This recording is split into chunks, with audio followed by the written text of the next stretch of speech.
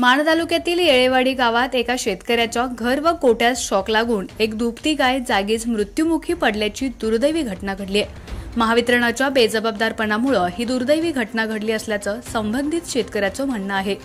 तायाराम आबू महानवर असं संबंधित शेतकऱ्याचं नाव असून त्यांच्या घराच्या दक्षिण बाजूस जनावरांचे शेड आहे। त्या घराजवळ असणाऱ्या महावितरणच्या खांबावरून लाईटचं कनेक्शन गेलं आहे।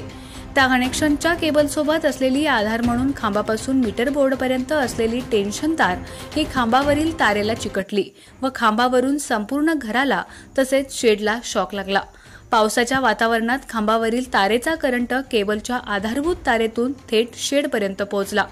शेडमध्ये दुभती जनावरं बांधली होती। बाकी जनावरांना वाचवण्यात यश आलं, परंतु त्या दरम्यान विजेचा जोरदार झटका बसून दुभती गाय जागीच गतप्राण झाली। ही घटना घडल्यानंतर तलाठ्यांनी 5 पंचासमक्ष व विद्युत विभागाचे कदम साहेब व त्यांचे सहकारी यांच्या समवेत पंचनामा केला।